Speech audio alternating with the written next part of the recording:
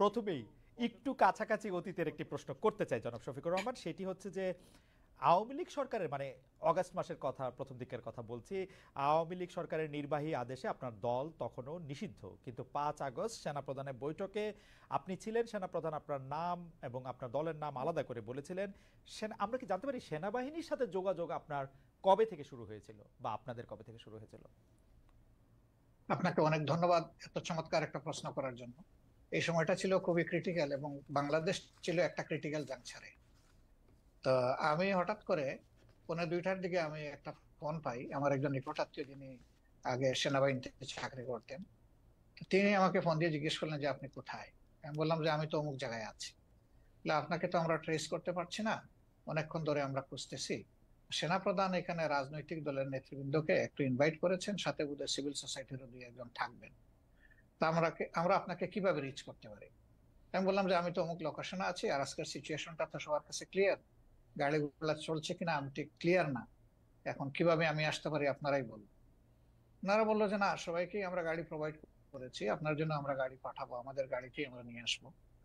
আমি বললাম ওয়েল, তাইলে আপনারা আসেন, লোকেশন দিলাম, ওনারা শুরু করলো। আনফরচুনেটলি ওনারা এয়ারপোর্ট রোডে বের হওয়ার পরেই একটা দুর্ঘটনা ঘটে গেল। ফলে এই জনস্রোতের মাঝে পড়ে একটা গাড়ি সেনাবাহিনীর ক্ষতিগ্রস্ত হয়ে গেল। এই অবস্থা দেখে তারা আবার ব্যাক করে চলে গেলেন ক্যান্টনমেন্টের ভিতরে। গিয়ে আমাকে বললেন যে আমরা তো ফেল করেছি, এখন কি করা যায়, সবাই তো আপনার জন্য অপেক্ষা করছে, বাকি সবাই এসে গেছে। আমি জিজ্ঞেস করলাম কে কে এসেছেন। বললেন যে বিএনপি নেতৃবৃন্দ এসেছেন, জাতীয় পার্টির নেতৃবৃন্দ এসেছেন, এবং আসিফ নজরুল সাহেব, অধ্যাপক আসিফ নজরুল সাহেব আছেন। আমি বললাম তাইলে আমি কি করতে পারি? ওনারা বললেন যে আমরাও তো কোনো সলিউশন পাচ্ছি না। আমি বললাম ওকে, আমি ট্রাই করি, আমি আপনাদের কচুক্ষেতের গেট দিয়ে একটু আসার চেষ্টা করি, দেখি কতদূর আমি সাকসেসফুল হতে পারি। তো আমি আমার একজন নিকটতম বন্ধুকে খবর দিলাম, উনি আসলো, উনি বললো যে আজকের দিনটা তো খুবই রিস্কি, আপনি এভাবে যাবেন কিনা। আমি বললাম যে দেখো, আমার জীবনের চেয়ে জাতির প্রয়োজনটা বেশি, যেহেতু সেনাপ্রধান অন্যান্যদেরকে ইনভাইট করেছেন, আমাদেরকেও ফিল করেছেন, তাকে অনার করা আমাদের দায়িত্ব। তো আলহামদুলিল্লাহ কিছু অসুবিধা হলে আমরা গিয়ে পৌঁছি। ততক্ষণে আপনি প্রথম কি দফা মিটিংটা শেষ হয়ে গেছে। জনাব শফিকুর রহমান, আমি যাওয়ার পরে আরো 2 জন আমাদের সাথে। আপনি কি 5 আগস্টের কথাটি জি, বলছেন, তাই না? 5 আগস্টের কথা বলছেন। আমি 5 আগস্টের কথা অর্থাৎ বলছি। 5 আগস্টের আগে কি তো সেখানে আপনাদের সাথে যেতে একটু দেরি। 5 আগস্টের আগে কি আপনাদের সাথে না না সেনাবাহিনী না, কোনো আগে যোগাযোগ হয়নি? ওনাদের সাথে তো আপনার না না, আমি তা উনাকে সরাসরি ফিজিক্যালি চিন্তাও না, এবং কোনো কথাও কখনো আপনার কাছে হয়নি কি আমার মনে সাথে। হয় যে আপনার একটা নিষিদ্ধ রাজনৈতিক দল, এমনকি ওনার ওনার কাছের লোকেরা। জনাব শফিকুর রহমান, জি, আপনার কাছে কি মনে হয় যে আপনার একটা নিষিদ্ধ রাজনৈতিক দল, সেনাবাহিনীর প্রধান আপনাদেরকে আমন্ত্রণ জানাচ্ছেন আলোচনা করার জন্য, সেটি আসলে আহ, মানে কতটা যৌক্তিক বা কতটা গ্রহণযোগ্য? আপনার কাছেও কি এটি খুব গ্রহণযোগ্য মনে হলো? আপনার কাছে মনে হয় না যে এটা একটা ট্র্যাপ হতে পারে, এটা একটা অন্য জিনিস হতে পারে? কারণ আপনি তো আসলে একটি নিষিদ্ধ রাজনৈতিক দলের আমির তখনও। আমি আসলে এটা মোটেই মনে হয়নি, এবং আমি মনে করিও নি। আপনি এখন নিশ্চয়ই জানতে চাইবেন যে কেন আপনি মনে করলেন না। হুম। আমি মনে করি না এই কারণে, আপনি লক্ষ্য করবেন যে 1 আগস্ট যখন আমাদেরকে নিষিদ্ধ ঘোষণা করা হয়, হুম। তখন প্রেক্ষাপটটা কি ছিল? হঠাৎ করে বিনা পক্ষপাতের মতো একটা ঘটনা উনি ঘটায় ফেললেন, হুম। তৎকালীন প্রধানমন্ত্রী। হুম। হুম। আমরা কিন্তু সাথে সাথে এটাকে রিজেক্ট করেছি, এবং আমাদের সাথে সংহতি প্রকাশ করে বাংলাদেশের বিরোধী দলের সকলেই, বিএনপি সহ সকলেই কিন্তু এটা নিন্দা জানিয়েছে, এবং তারাও এটাকে রিফিউজ করেছে, যে এটা হলো ইস্যু ডাইভার্ট করার জন্য জাস্ট একটা কৌশল হিসেবে তারা ব্যবহার করেছে, এটাকে কেউ গ্রহণ করেনি। কাজে আমাকে যখন দাওয়াত দেওয়া হয়েছে, আমি এটা অস্বাভাবিক মনে করিনি। আমি মনে করেছি যে এটা জাতির প্রয়োজনে এবং আমাদের দলীয় একটা মানে কথা কি দৃষ্টিভঙ্গি থেকে সবই ঠিক আছে, এটা আমাদের রায়, আমি তাই মনে করেই গিয়েছি। জনাব রহমান, আপনার কাছে কি মনে হয় যে এই সরকারের সাথে আপনার একটা নিবিড় সম্পর্ক রয়েছে? বা অনেকে এটাও বলে থাকেন যে আন্দোলনটি হয়েছে আওয়ামী লীগ সরকারের বিরুদ্ধে, অবশ্যই আওয়ামী লীগ সরকার ফেসিস্ট একটি সরকার ছিল, যে সরকার 15 বছর ধরে মানুষের গণতান্ত্রিক অধিকার হরণ করে রেখেছিল, কিন্তু এই সরকারের বিরুদ্ধে যে আন্দোলন হয়েছিল, সেই আন্দোলনে কি জামায়াত ইসলামের একটা বড় ভূমিকা ছিল? এই সরকার যারা এইটা করতে এসছে, তাদের কি আসলে, তাদের সাথে কি জামায়াত ইসলামের একটা অনেক নিবিড় সম্পর্ক রয়েছে? কেন আমি এই প্রশ্ন করছি একটু আমি বলে রাখি। আমরা কিন্তু দেখতে পাচ্ছি ঢাকা সহ বা ঢাকা মানে ঢাকা, যদি আমি স্পেসিফিক আমি কিছু নাম বলি, পাবলিক ইউনিভার্সিটিগুলির উপাচার্য পদে বা অন্যান্য অনেক কি পজিশনে যাদের নিয়োগ দেওয়া হচ্ছে, অনেকেই বলছে তারা আপনাদের লোক। এই সরকারের মধ্যে জামায়াতে ইসলামী সবচেয়ে বেশি ডালপালা মিলছে বা সবচেয়ে বেশি প্রভাব বিস্তার করছে, এরকম দেখা যাচ্ছে, মনে হচ্ছে। ওয়েল, আপনি যেটা বলেছেন সেটা আমি এইভাবে দেখছি না। আমি দেখছি যে উপদেষ্টার মহোদয়দের সাথে আমাদের একদিনই কিন্তু ফর্মাল সিটিং হয়েছে।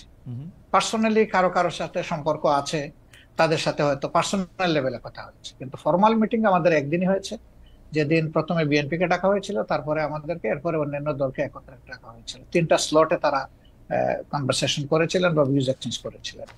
তা আমরা সেখানে একটা কথা বলেছিলাম যে এখানে ব্যাপক সংস্কারের প্রয়োজন হবে, 15.5 বছরের অনেক জঞ্জাল সৃষ্টি হয়েছে, এটা তো ক্লিয়ার করা লাগবে। তা আমাদের কথা একটাই থাকবে যে আপনাদের দৃষ্টিতে যারা ইফিশিয়েন্ট, কম্পিটেন্ট এবং স্মার্ট এবং এই দায়িত্ব পালনে যারা সক্ষম, তাদেরকে আপনারা বিভিন্ন জায়গায় পদায়ন করবেন। আমরা কোনো নির্দিষ্ট নাম আপনাদের কাছে রেফার করতে চাইনি, এটা আপনাদের নিরপেক্ষ বিবেচনার উপর, বিবেকের উপর আমরা ছেড়ে দিলাম। আর যারা এখানে নিয়োগ পাচ্ছেন, কোনো শিক্ষককে আমরা বা অন্য কোনো দলের এইভাবে আমি আসলে কালার করতে একেবারে মোটেই রাজি না। কারণ শিক্ষক শিক্ষকই, তার মর্যাদা সকল ছাত্রের কাছে, তার পরিচয়, তিনি একজন শিক্ষক। সেই হিসাবে তাকে যদি কোনো দলীয় রূপ দেওয়া হয়, তাহলে এটা তাদের প্রতি জাস্টিসও হয় না, আর তারা দায়িত্ব পালনেও সেই রকম সক্ষম হবেন না। এই জন্য এই বিষয়টাকে কে কিভাবে দেখছেন আমরা জানি না, কিন্তু আমরা এইভাবে দেখছি। ওকে, আপনারা কি তাহলে শিক্ষককে আপনারা শিক্ষকই বলতে চাইছেন? আমি জাস্ট এক লাইনে জানতে চাইতেছি, আওয়ামী লীগও যাদেরকে নিয়োগ দিয়েছিল তারা তো শিক্ষকই ছিলেন, কিন্তু তাদের কিন্তু আমরা দেশব্যাপী, রাষ্ট্রব্যাপী বিভিন্ন জায়গায় বিভিন্ন অমর্যাদা হতে দেখেছি। তাদেরকে পদত্যাগ করতে বাধ্য করা হয়েছে, তাদেরকে বিভিন্ন ধরনের লাঞ্ছনা বা গঞ্জনার মধ্যে দিয়ে যেতে হয়েছে। সেটা আপনি আসলে কিভাবে দেখেছেন? জামাত ইসলাম কিভাবে দেখেছেন? আমি কিভাবে দেখছি সেটা একটা ইম্পর্টেন্ট প্রশ্ন। যারা শিক্ষক হিসেবে তখন বিভিন্ন পদে দায়িত্ব পালন করছিলেন, কেউ বিসি ছিলেন, কেউ প্রো বিসি ছিলেন, প্রক্টর ছিলেন, অ্যাসিস্ট্যান্ট প্রক্টর ছিলেন, প্রভোস্ট ছিলেন, এই ধরনের বিভিন্ন বিশ্ববিদ্যালয়ে যে কাঠামোটা থাকে, প্রশাসনিক কাঠামো। কিন্তু আমরা সেখানে কি দেখলাম? আমরা সেখানে দেখলাম যে বছরের পর বছর সেখানে একটা ছাত্র সংগঠন দাপিয়ে বেড়াচ্ছে, সবকিছুতে গণরুম সৃষ্টি করেছে, মানুষ পিটিয়ে মারছে, ঠান্ডার মধ্যে রেখে দিয়েছে ফেলে। সেখানে সে নিউমোনিয়া আক্রান্ত হয়ে একটা ছেলে ঢাকা বিশ্ববিদ্যালয়ের মারা গেল। তারপরে বুয়েটের আবরারের যে ঘটনা, অত্যন্ত নৃশংস ঘটনা। সেই ক্ষেত্রে আমরা কিন্তু শিক্ষকদের কাছে যা আশা করি সেই পারফরমেন্সটা তারা কিন্তু তখন করেন। কিন্তু তারপরেও আমি বলবো যে শিক্ষকের অমর্যাদা এটা কোনোভাবেই হওয়া উচিত নয়। তার আলটিমেট পরিচয় তিনি একজন শিক্ষক। আচ্ছা, তিনি যদি তার কার্যকলাপের কারণে তার নিজের শিক্ষার মর্যাদা নষ্ট করেও থাকেন, তবুও শিক্ষককে কেউ অমর্যাদা করুক, এটা আমাদের মোটেই পছন্দ না।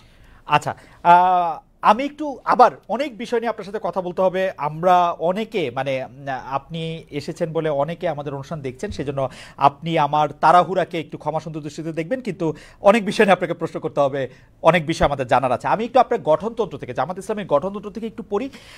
জামাত ইসলামের গঠনতন্ত্রের 6 বলছে যে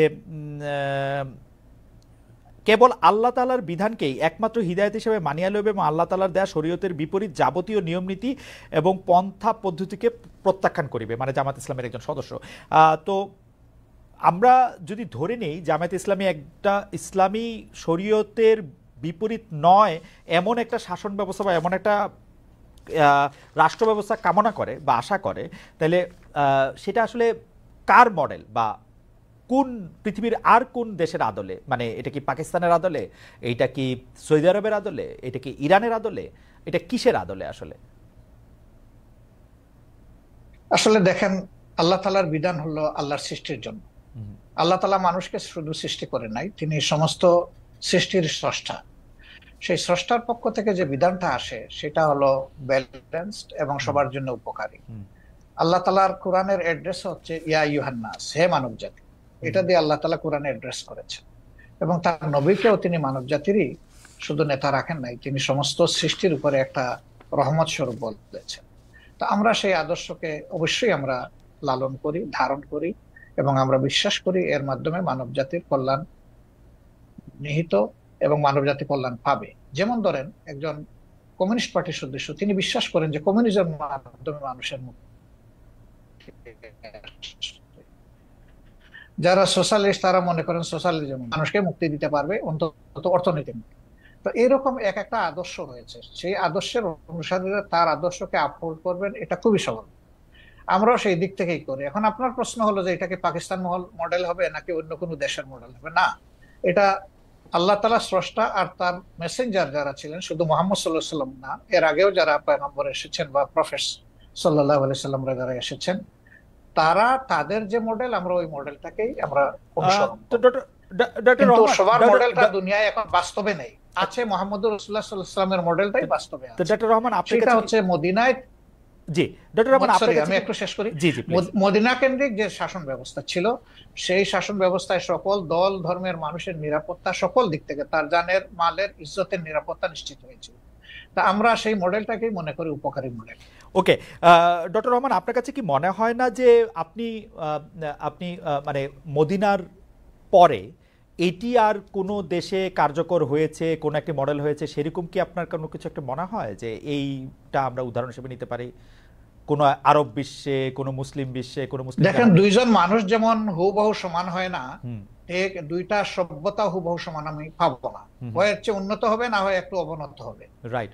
তো পরবর্তী পর্যায়ে আমরা যদি উসমানিয়া সভ্যতার কথাটা ধরি, সেটা দুনিয়ার বহু জায়গায় বিস্তৃত ছিল, এবং এটা 1 বছর 2 বছর, 1 দশক 2 দশক না, বরঞ্চ শতকের পর শতক ছিল।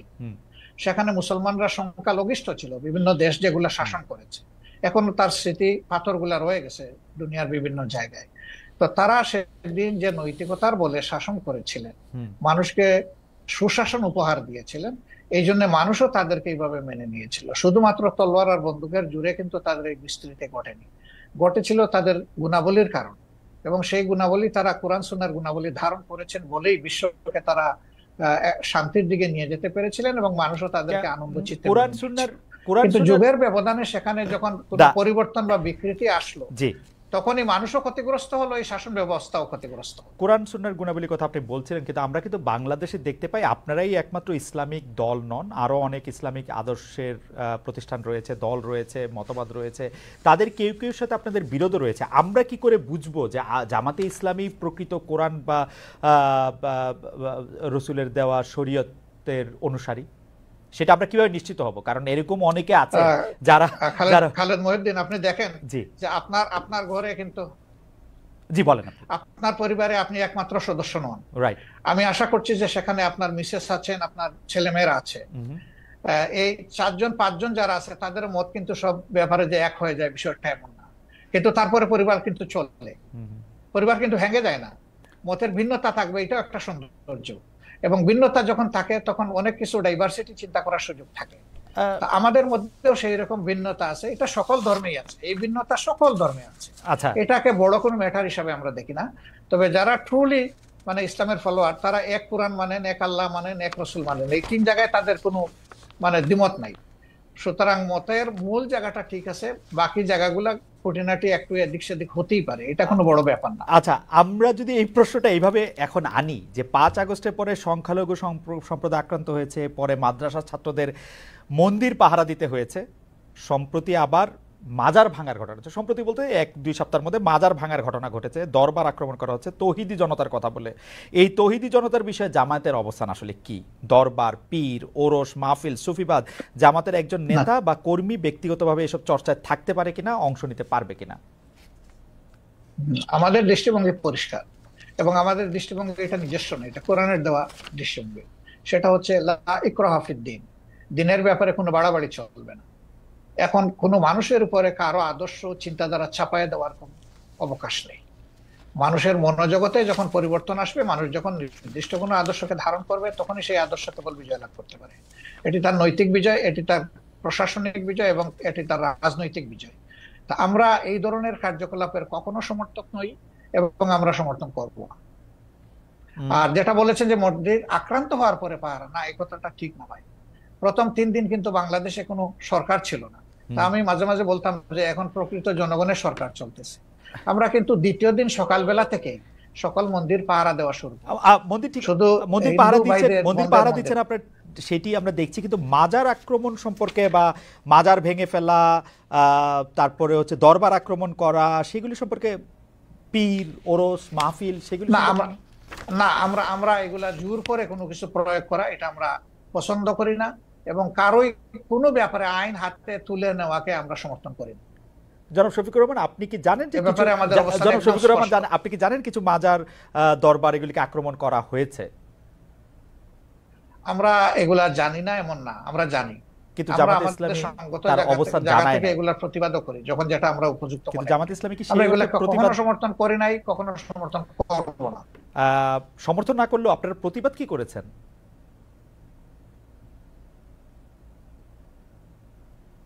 ডক্টর শফিকুর রহমান, আপনারা কি প্রতিবাদ করেছেন? হ্যাঁ, আমরা করি না, আমরা নীতিগত প্রতিবাদ করেছি। একদম আইটেম টু আইটেম যদি ধরেন সেরকম হয়তো আপনি পাবেন। ওকে, অর্থাৎ আপনি মনে করছেন যে মানে এই ধরনের কাজের সাথে মানে আপনি সমর্থন তো করেনই না, বরং এগুলি আপনারা যখন প্রতিবাদ দরকার মনে করবেন তখন করবেন। আমি আবার একটু গঠনতন্ত্রে ফিরে আসি।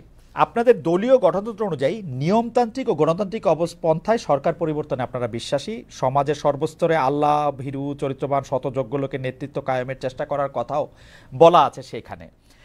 কিন্তু আমাদের প্রশ্ন, আপনারা বিভিন্ন সময়ে যেসব দলের সঙ্গে রাজনৈতিক জোট করেছেন, এক পথে হেঁটেছেন, এক ভাষায় কথা বলেছেন, আওয়ামী লীগ, বিএনপি, আবার অনেক আপনারা জানেন আপনারা জোটের মধ্যে ছিলেন, তাদের মধ্যে কি আপনারা এসব বিষয় দেখেছেন নাকি আপনাদের রাজনীতিতেও আসলে মানে আমরা নাকি আপনাদের রাজনীতিতেও সেটা তাদের মধ্যে আমরা দেখেছেন কিনা, নাকি আপনাদের রাজনীতিতেও শেষ কথা বলে কিছু নাই, ক্ষমতা রাজনীতি আপনাদের লক্ষ্য? আমরা বিষয়টা আমরা ওইভাবে নেইনি। আমরা নিয়েছি যখনই দেশে কোনো ধরনের ফ্যাসিজম অথবা মানে মানুষের উপর চাপে দেওয়া কোনো শাসন যখন এসেছে, কোনো অন্যায় কার্যকলাপ যখন সরকারের পক্ষ থেকে চালানো হয়েছে, তখন আমরা তার প্রতিবাদ করেছি।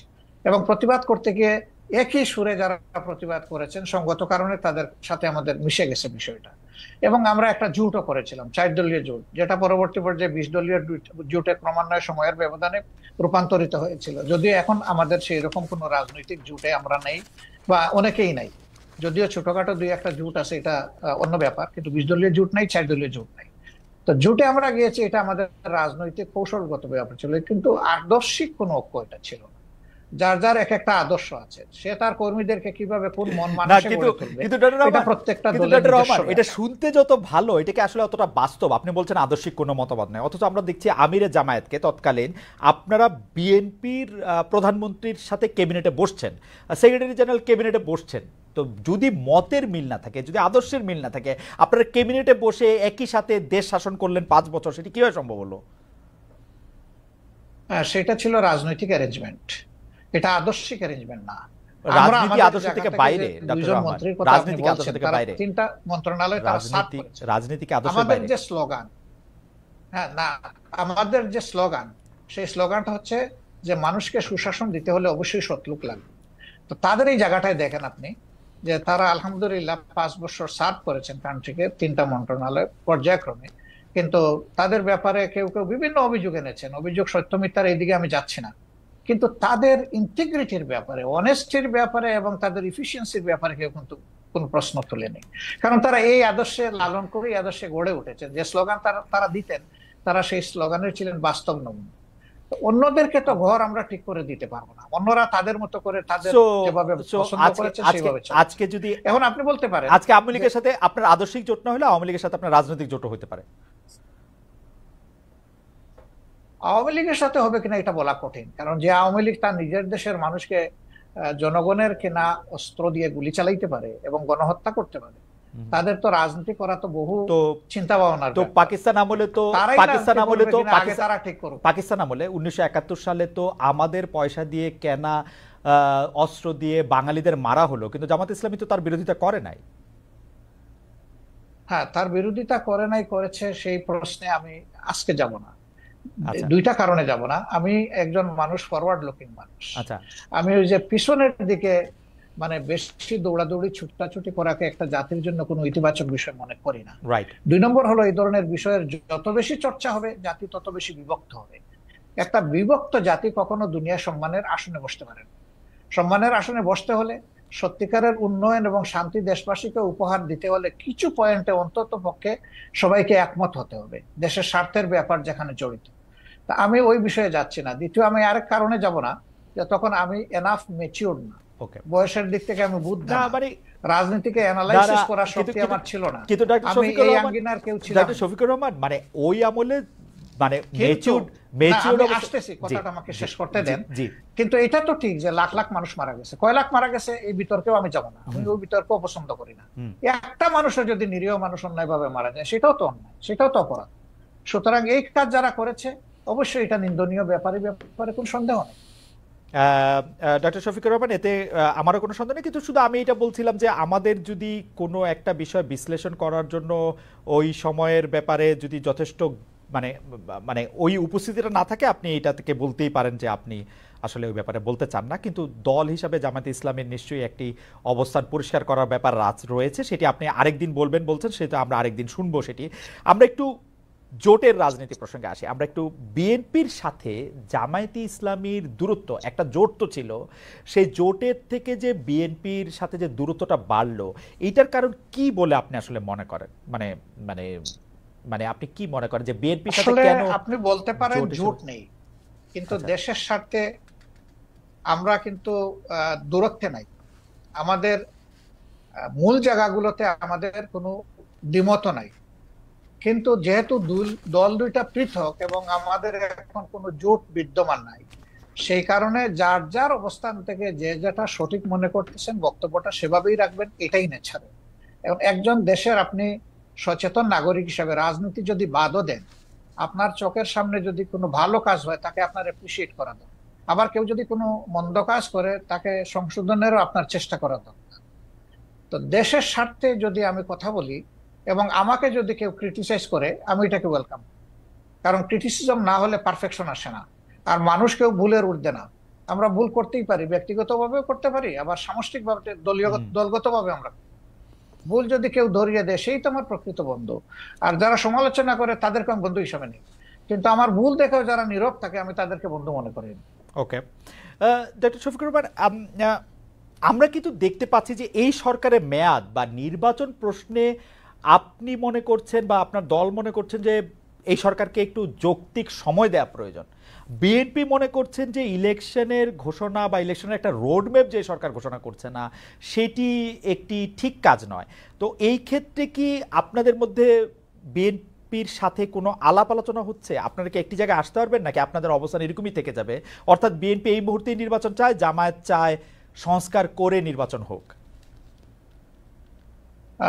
সম্ভবত এটা একসময় তাদের মানে স্ট্যান্ড ছিল, কিন্তু গত কালকে বা পরশুদিন তাদের যে মিটিংটা হলো, যেখানে তাদের দলের অ্যাক্টিং চেয়ার অ্যাড্রেস করেছেন জাতিকে, সেখানে তিনি কিন্তু একই কথা বলেছেন যে এই সরকারকে সাকসেসফুল হতে দিতে হবে এবং তাদেরকে যৌক্তিক সময়ে আমরা দেওয়ার পক্ষে। এখন যৌক্তিক সময়ের বাইরে কিন্তু এখন আর কেউ স্পেসিফিক কোনো কথা বলছেন না, কাজে এই জায়গায় আমাদের একটা ঐক্য হয়ে গেছে। এখন প্রশ্ন দাঁড়াতে পারে যে এই যৌক্তিক সময়টা কতটুকু। তা আমরা দুটো রোডম্যাপের চিন্তা করছি। একটা রোডম্যাপ হবে সংস্কারের রোডম্যাপ, আর একটা হবে নির্বাচনের রোড। আগে হবে সংস্কারের রোডম্যাপটা, তারপরে হবে সংস্কারের নির্বাচনের রোড। তো সংস্কারেরটাই আমরা এখন সরকারের কাছে চাইবো যে কতদিন টাইমলাইনটা কি হবে। বিভিন্ন তারা তো সবকিছু সংস্কার করতে পারবেন না, বেসিক জিনিসগুলো সংস্কার করে যাতে একটা তারা neutral, fair and credible election যাতে তারা উপহার দিতে পারেন, সেটার জন্যই তাদেরকে আমরা সর্বাত্মক সহযোগিতা করতে চাই। এই সময়টা নাতি দীর্ঘ হওয়া উচিত, তারা এটা বুঝবেন কতটুকু, জাতীয় বুঝবে কতটুকু। ঠিক টাইমটা মাত্র 1.5 মাস যায়নি তো এখনো, এই 23 তারিখ 1.5 মাস হবে।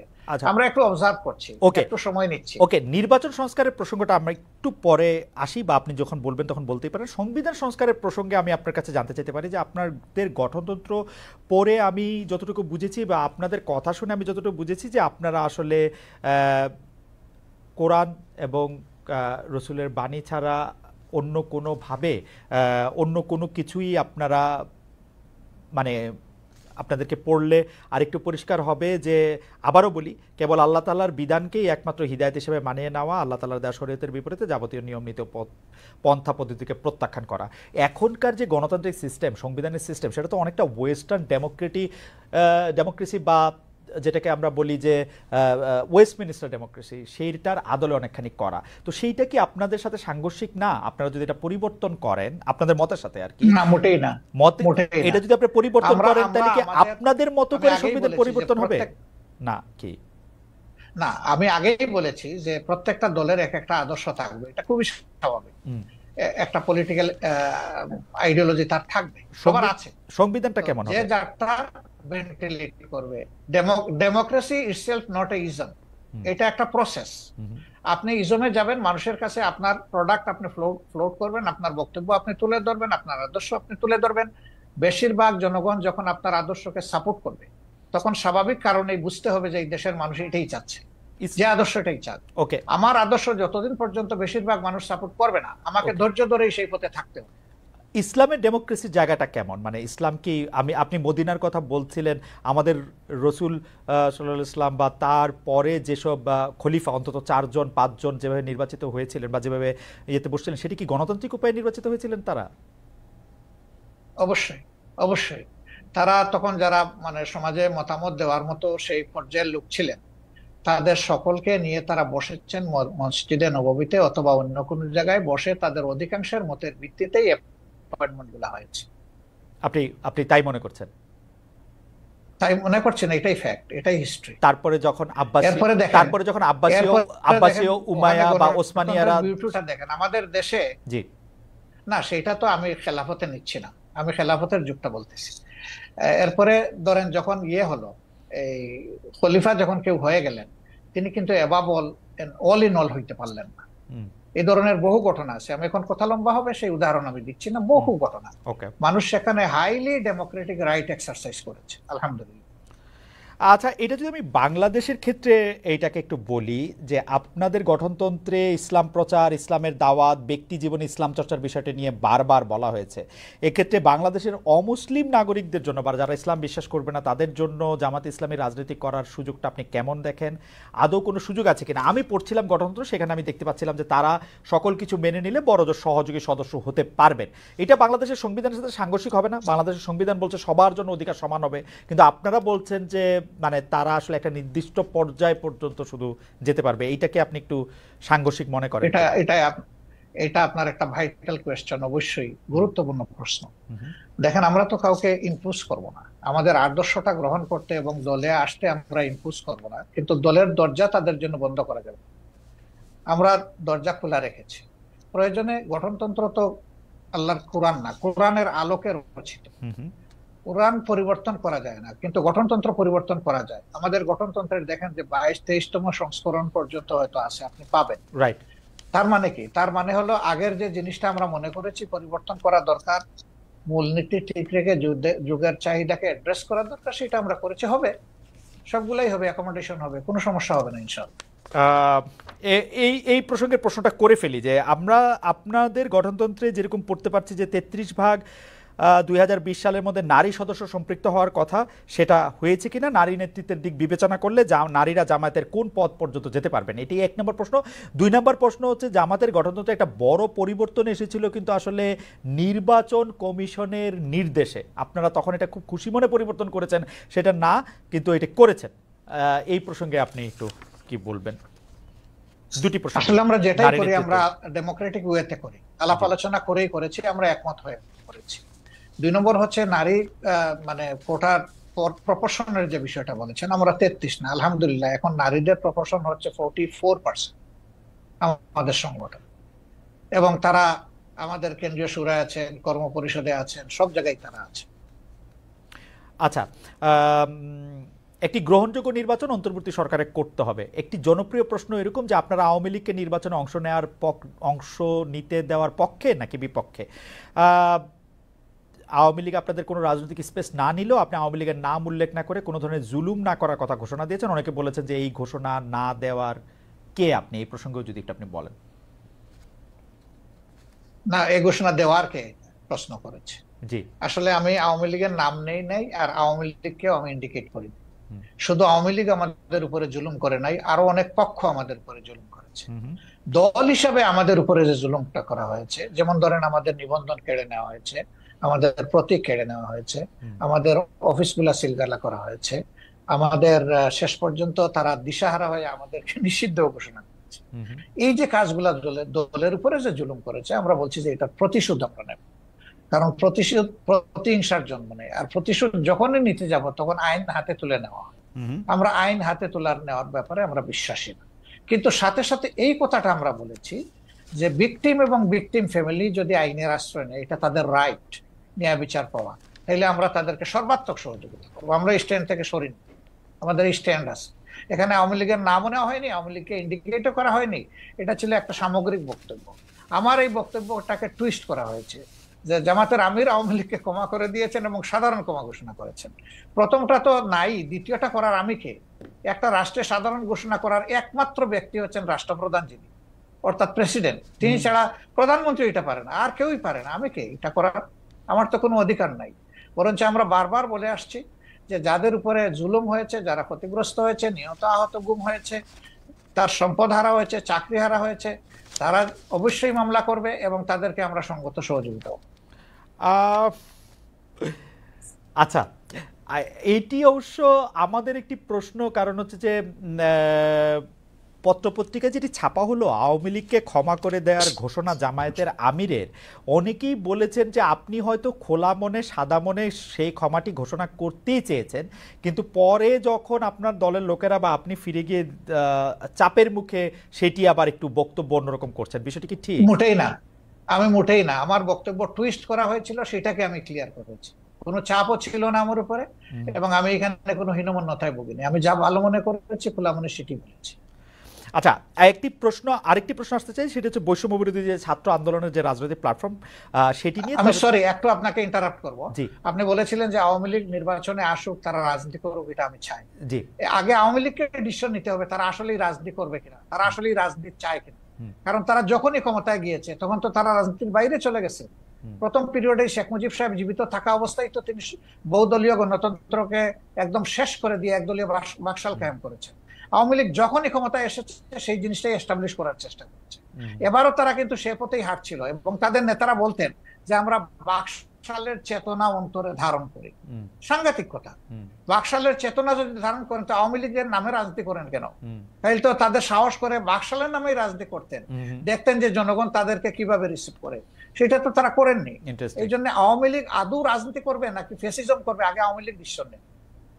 আচ্ছা, এই প্রসঙ্গে আমি একটু জানতে চাই, 96 সালে যখন বিএনপির বিরুদ্ধে আপনারা তত্ত্বাবধায়ক সরকার কায়েম করার জন্য আন্দোলন করছিলেন, তখন কি আওয়ামী লীগের সাথে আপনারা জোটবদ্ধ হয়ে রাজনীতি করেছিলেন?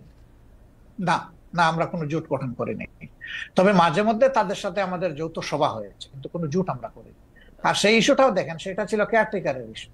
এটা ইস্যু যাই থাক, আগামীতে যদি আরো একটি যৌক্তিক ইস্যু আপনাদের সামনে আসে, আপনারা আওয়ামী লীগকে সাথে নিয়ে এরকম করবেন কিনা? না, আমরা আওয়ামী লীগকে সাথে নেইনি। আওয়ামী লীগ আমাদের ইস্যুতে এসে পরে শরিক হয়েছে, এবং শরিক হইতে গিয়ে তারা আমাদের ইস্যু হাইজ্যাক করতে চাইলেন। স্বয়ং শেখ হাসিনা বলে ফেললেন যে এটা তার মানুষ, মানে তার ব্রেইনের প্রোডাক্ট, ব্রেইন চাইল্ড এই কেয়ারটেকার সরকার। মানুষ হাসলো এটা নিয়ে, যে এর 2 বছর আগে জামাত ইসলামের পক্ষ থেকে Abbas Ali Khan on behalf of professor Golam Azam, তিনি কিন্তু এই কেয়ারটেকারের ফর্মুলা জাতির সামনে উত্থাপন করেছিলেন একটা জনসভার মাধ্যমে। আওয়ামী লীগ 2 বছর পরে এসে বলে যে এটা তাদের আবেগ। আমরা হাসলাম। তা আওয়ামী লীগের এইরকম ক্রেডিট হাইজ্যাক করার আরো বহু ইতিহাস আছে, সেটা বলতে গেলে অনেক সময় লাগবে। আমরা দর্শকদের যে প্রশ্ন করেছিলাম সেটি আসলে আপনি এখন মিস ইন্টারপ্রিটেশন বলছেন, সেই মিস ইন্টারপ্রিটেশন থেকে আমরা দর্শকদের কাছে প্রশ্ন করেছিলাম যে আওয়ামী লীগ সরকারের জুলুম সম্প্রতি দল হিসাবে ক্ষমা করার ঘোষণা দিয়েছে বাংলাদেশ জামাতে ইসলামী, জামায়াতের অবস্থান সঠিক বলে মনে করেন কিনা? শতকরা 73% দর্শক মনে করছেন যে না, এটি সঠিক নয়। শতকরা 27% দর্শক মনে করছেন যে কিন্তু আপনার প্রশ্ন, আমি যদি বলি বিনয়ের সাথে, যে আপনার প্রশ্নটাই তো সঠিক হয় না। সেটি তো আমরা আপনার বক্তব্যে পরিষ্কার হলাম যে আমাদের প্রশ্ন সঠিক হয় নাই। তবু যেহেতু যে প্রশ্নটি করেছিলাম, আবার দেন একটু দেখি তারা কি বলে। হ্যাঁ, না ঠিক আছে, আমরা আবারও নিশ্চয়ই এটি আবার জানতে চাইবো যে আমরা আরেকটি করব যে এটি আসলে উনার বক্তব্য নয়, বা উনার বক্তব্যকে একটু মোচড় দেওয়া হয়েছে, যেটি ডক্টর শফিকুর রহমান। একটু না, ভালোই মোচড় দেওয়া হয়েছে, একটু না। কিন্তু এটি সবাই দলবদ্ধভাবে এই মোচড়টি কেন দিল বা দিতে পারলো বলে আপনার মনে হয় ডক্টর শফিকুর রহমান? আমাদেরকে সবাই খুব ভালোবাসে, তো এই জন্য আমাদের নিয়ে কসলাইতেও ভালো হয়। আপনাদের সবাইকে ভালোবাসা, কসলাইতেও ভালোবাসা। আচ্ছা, এটি একটু জানতে চাইবো যে আপনার কাছে, যে বৈষম্য বিরোধী ছাত্র আন্দোলন রাজনৈতিক প্ল্যাটফর্ম জাতীয় নাগরিক কমিটি গঠন করেছে। আপনি জানেন যে সমন্বয়কেরা জেলায় জেলায় মত বিনিময় সভা করছেন, তারা রাজনৈতিক দল প্রতিষ্ঠার দিকেই যাচ্ছেন বলে মনে হচ্ছে। বিএনপি এর মধ্যে বিষয়টি স্পষ্ট করেছে যে তারা এটি ভালোভাবে দেখছে না। আপনাদের দল কিভাবে দেখছে? আসলে তারা এখনো বলে নাই যে তারা দল গঠন, একবার বলেছিল 2 মাসের মাঝে একটা দল গঠন করবে। পরবর্তী পর্যায়ে তাদের সমন্বয়করা আবার বলেছে যে না, এরকম কোনো সিদ্ধান্ত আমরা নেইনি। আর নাগরিক কমিটি গঠনের ব্যাপারে তারা উদ্দেশ্য বলেছে যে আমরা এটা কোনো দল নয়, কোনো রাজনীতির প্ল্যাটফর্ম নয়, বরঞ্চ সরকারকে বিভিন্ন দিক থেকে আমরা একটা প্রেসার গ্রুপ হিসাবে কাজ করব, যাতে কোনো সরকার ডাইনেভাবে ডেভিয়েট হতে না পারে। তারা যদি এতটুকুতে থাকে তাইলে আমার কোনো মন্তব্য নাই। আপনি যদিও বলেছেন, কিন্তু আপনাকে পেলাম বলে প্রশ্ন করেই রাখি, বাংলাদেশের জাতীয় সঙ্গীত নিয়ে আপনার অবস্থান, কিংবা আপনি কি মনে করেন, কি মনে করছেন থাকা উচিত? একেবারেই স্পষ্ট। জি আপনার এই সময় একটা প্রশ্ন এসেছে বলে নিশ্চয়ই আপনি এই প্রশ্ন করছেন। জি। আমরা সাথে সাথেই কিন্তু আমাদের পক্ষ থেকে এটা ক্লারিফাই করেছি এবং আশা করি আপনি সেটা জানেন। আচ্ছা, আপনি যদি দর্শকদের উদ্দেশ্যে আবার একটু বলে দিতেন, দর্শকদের অনেকে এই প্রশ্ন না, করছেন। আমরা যেটা বলেছি যে একজন সাবেক সেনা অফিসার, ঊর্ধ্বতন সেনা অফিসার, যিনি 8 বছর তিনি আয়নাগরে ছিলেন, মজলুম ছিলেন, তিনি একটা ভার্চুয়াল কনফারেন্সে দুটো কথা বলেছেন, একটা জাতীয় সংগীতের ব্যাপারে আর একটা মুক্তিযুদ্ধে হতাহতের সংখ্যা ব্যাপারে। তা আমরা বলেছি যে এটা তার বক্তব্য, আমাদের প্রতিনিধিত্ব নয়, এবং তিনি কোনো পর্যায়ে জামাতের সাথে সাংগঠনিকভাবে সম্পৃক্ত নন। তবে হ্যাঁ, তিনি আমাদের শ্রদ্ধার পাত্র এই অর্থে যে তিনি একজন মুসলিম মানুষ এবং তার জুলুমটা করা হয়েছে সম্ভবত তার পিতা জামাত ইসলামের সাবেক আমির অধ্যাপক গোলাম আজম ছিলেন সেই কারণে। তো এটা তো আমাদের জন্য ব্যথা এবং বেদনার কারণ। এটা আমি না শুধু, এটা গোটা জাতির অনেকেই তার ব্যাপারে সমবেতি বা ইয়ে করে, কিন্তু আমরা এটা পরিষ্কার করেছি যে তার বক্তব্য জামাত ইসলামের বক্তব্য নয়। ডক্টর শফিকুর রহমান, 2013 সালে গণজাগরণ মঞ্চ, পরে আবার তাদের বিপরীতে হেফাজত ইসলামী মাঠে নামে, শাপলা চত্বরে সরকারের পতনের আন্দোলন আওয়ামী লীগ সরকার কোনো মতে ঠেকায়। পরে আবার আওয়ামী লীগ সরকারের হেফাজতের মধ্যে এক ধরনের একটা বোঝাপড়া হয়, শেখ হাসিনা ইভেনচুয়ালি কওমি জননী উপাধি লাভ করেন। সরকারের মডেল মসজিদ নির্মাণ, কওমি সার্টিফিকেটকে এম এর সমতুল্য বলা, এগুলিকে আপনি কিভাবে দেখেছেন, কিভাবে দেখেন হেফাজতে ইসলামের সাথে, বা হেফাজতে ইসলামের এই কার্যক্রমকে জামাতে ইসলামী কিভাবে দেখে?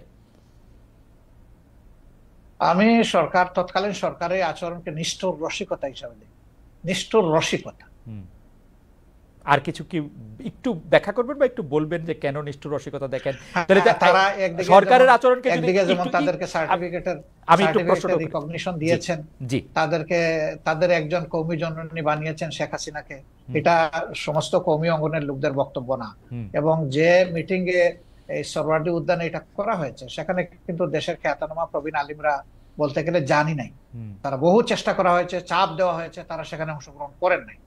সেটা যারা করেছেন অতি উচ্ছ্বাসে অথবা ব্যক্তিগত কোনো স্বার্থ হাসিলের জন্য এই সমস্ত কাণ্ড কারখানা করেছেন।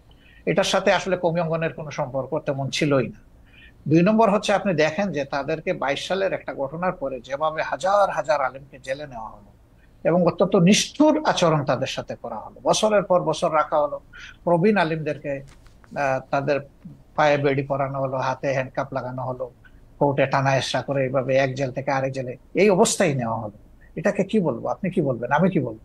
এটাকে নিষ্ঠুর রসিকতা না? হেফাজতে ইসলামীকে আপনি কি বলবেন? দাওয়াত দিয়ে হেফাজতে ইসলামীকে আপনি কি বলবেন? কওমি সার্টিফিকেটকে প্রচন্ড তারা চাপের মুখে ছিলেন।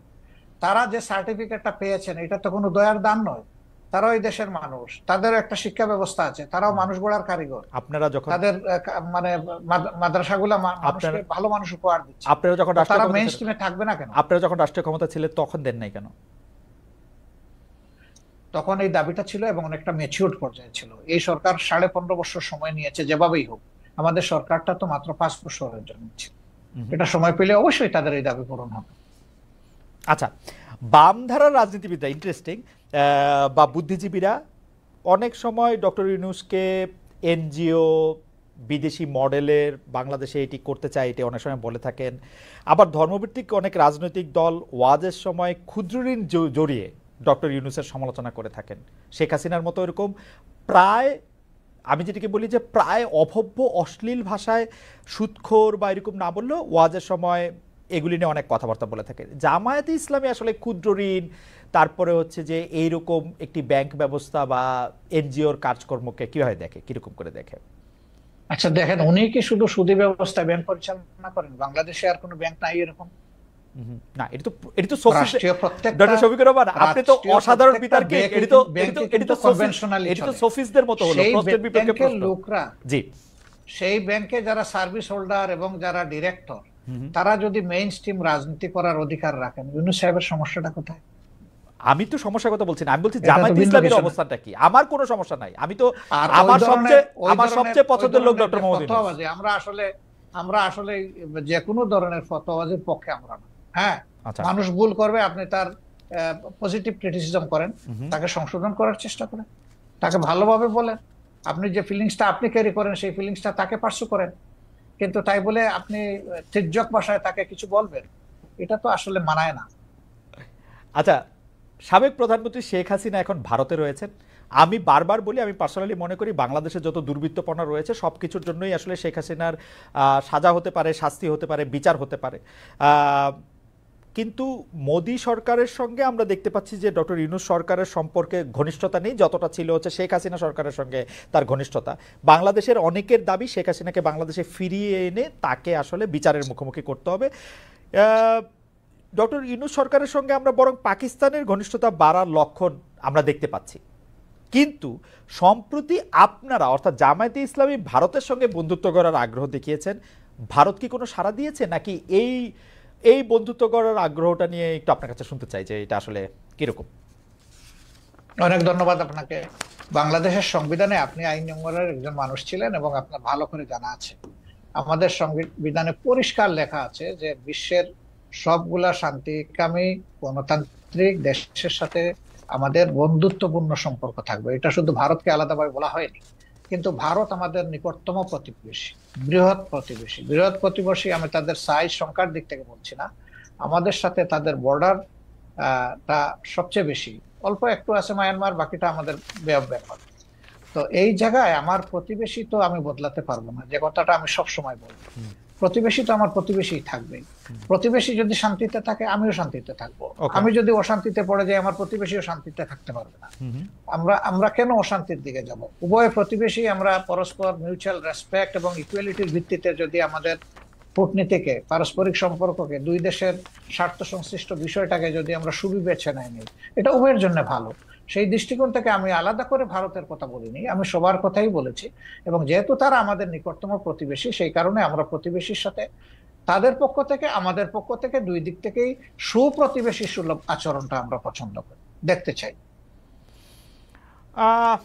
মুক্তিযুদ্ধ একটি প্রসঙ্গ। আপনি আসলে খুবই ফরওয়ার্ড লুকিং মানুষ, কিন্তু আসলে আমাদের ইতিহাস দাঁড়িয়ে থাকে বর্তমানের উপর ভিত্তি করে, বর্তমানটা আবার ভবিষ্যতের ভিত করে দেয়। সেই জন্য আমি এটা বলতেছি। আপনি বলতেছিলেন যে আপনি আসলে আর কোনো বিভেদের রাজনীতি বাংলাদেশে হোক সেটি আপনি চান না, কিন্তু আপনি এখন দেখতে পাচ্ছেন যে যারাই মুক্তিযুদ্ধের, আমি বলতে চাই না যে আওয়ামী লীগ মুক্তিযুদ্ধের সপক্ষে ছিল, কিন্তু যারাই মুক্তিযুদ্ধের কথা বলেছেন তাদেরকে এমনকি কবরে গিয়েও আক্রমণ করা হচ্ছে, তাদেরকে আসলে গ্রেপ্তার করা হচ্ছে। বলা হচ্ছে যে মানে আমরা এই বিষয়গুলিকে আসলে কিভাবে ব্যাখ্যা করব?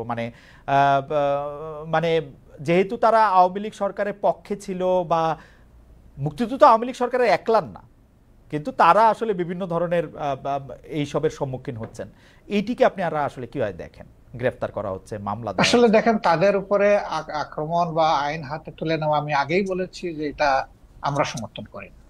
কিন্তু কেউ যদি পারপিট্রেটর হয়, যদি মানুষের উপর জুলুম করে, মানুষের অধিকার নষ্ট করে, যদি দেশের টাকা লুণ্ঠন করে বিদেশে পাচার করে, তাহলে তার তো বিচার হতে হবে, তার বিচার হওয়াটা উচিত। এটা এ কারণে নয় যে তিনি মুক্তিযুদ্ধের পক্ষের বা বিপক্ষের, বরঞ্চ যদি কেউ কিছু করে থাকে তাদের অন্যায় আচরণের কারণে তাদের সাথে এটা হচ্ছে।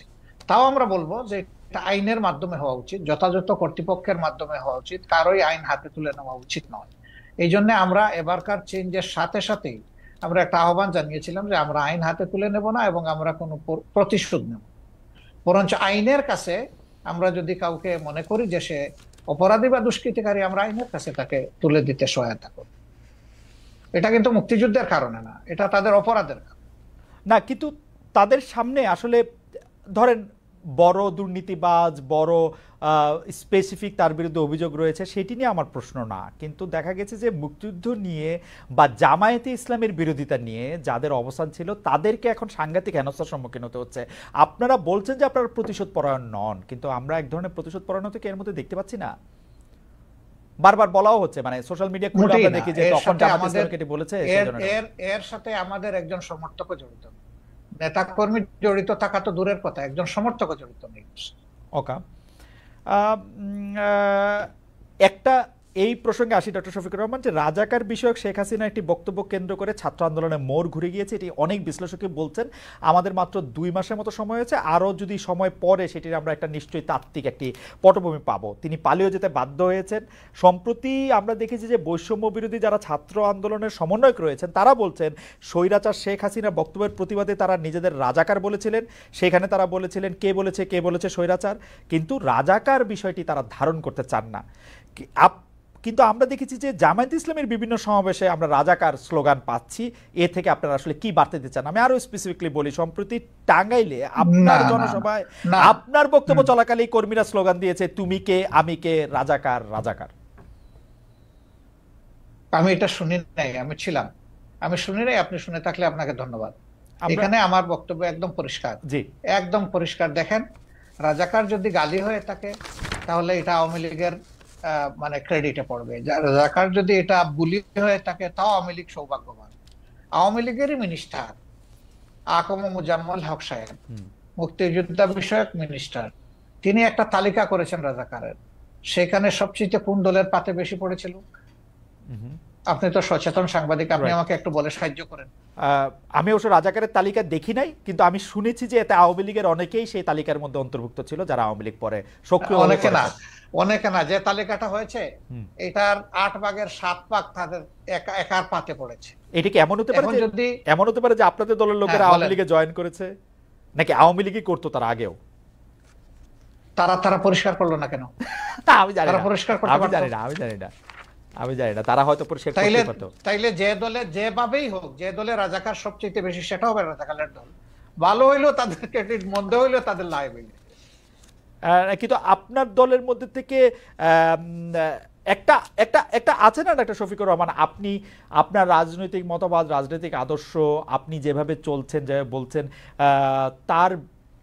তার বিপরীত আদর্শেরও অনেক কিছু কি আমরা আসলে দেখতে পাচ্ছি, যেটা অনেক সময় আপনার কাছে আমি জানি না কাম্য মনে হচ্ছে না। যেমন ধরেন ঢাকা বিশ্ববিদ্যালয়ে বহিরাগত বলে সম্প্রতি একটি ছেলেকে পিটিয়ে মারা হলো, বা তাকে চোর বলে এটি বলে জাহাঙ্গীরনগর বিশ্ববিদ্যালয়ে তো একজনকে মারা হলো, বলা হলো যে সে আসলে ছাত্রলীগের কর্মী বা নেতা। এই বিষয়গুলিকে আসলে আপনারা কিভাবে দেখছেন? মানে এটি কেন হচ্ছে বলে আপনার মনে হয়? আমরা মোটেই ভালোভাবে দেখি না। এটা যারাই করুক, এটা তারা সঠিক করে নাই। তাদেরকে আইনের আওতায় আনা উচিত, চিহ্নিত করে এরা কারা। এই বৈষম্য বিরোধী ছাত্ররা জাহাঙ্গীরনগর বিশ্ববিদ্যালয়ে নিজেরা মিছিল করে দাবি জানিয়েছে যে এরকম যারা আছে তাদেরকে আইনের আওতায়, আমি তাদের সাথে একমত, তাদেরকে আইনের আওতায় আনা উচিত। যেই করুক, আমি করলে আমাকেও নেব, আপনার কাছে কি সরকারকে একটু দুর্বল সরকার মনে হচ্ছে? মানে এই দাবি জানাতে হচ্ছে কেন? একটা মিসক্রিয়েন্ট ঘটবে, সরকার গ্রেফতার করবে বা করবে না, সেটা তো একটা স্বাভাবিক ঘটনা হওয়া উচিত। এই সরকার কি একটু মানে আপনার কাছে কি মনে হয় যে আপনি একটা রাজনৈতিক নেতা হিসাবে এই সরকার কি একটু দুর্বলতা দেখাচ্ছে, নাকি সরকার সময় নিচ্ছে? কি মনে হয় আপনার? আপনি যেটা বলেছেন যে দাবি কেন জানাতে হবে, সরকারের মেশিনারি তো অটোমেটিক্যালি এটা ফাংশন করবে, এটা হওয়া উচিত। কিন্তু দাবিকেই প্রথম, আগের নির্বাচিত বা পলিটিক্যাল গভর্নমেন্ট যারা ছিলেন তাদের কাছে বিভিন্ন দাবি মানুষ উত্থাপন করে না এই সমস্ত বিষয়, তাহলে এটাকে আমি আলাদাভাবে দেখবো কেন? এটা দেখার কোনো কারণ নাই। কিন্তু সামগ্রিকভাবে যদি আপনি বলেন, যেহেতু তারা কোনো রাজনৈতিক দল দ্বারা গঠিত বা জোট দ্বারা গঠিত সরকার নন, এবং যেহেতু 15.5 বছরের অনেক জঞ্জাল জমা হয়েছে, তাদেরকে সেই জঞ্জাল সরাতে গিয়ে তো অবশ্যই তাদেরকে এক্সট্রা এফোর্ট দিতে হয়েছে। এখানে দুর্বলতার কোনো ব্যাপার আমি দেখছি না, বরঞ্চ তারা আস্তে আস্তে ফাংশনিং হচ্ছেন এবং সামনের দিকে তারা আগাচ্ছেন। কিন্তু জনগণের প্রত্যাশা, আমারও প্রত্যাশা এর চেয়েও বেশি। অনেকেই বলছেন যে জামায়াতের, আমি যে প্রশ্ন দিয়ে শুরু করেছিলাম সেই প্রশ্নের প্রসঙ্গ ধরে আমি আসলে শেষ করতে চাই।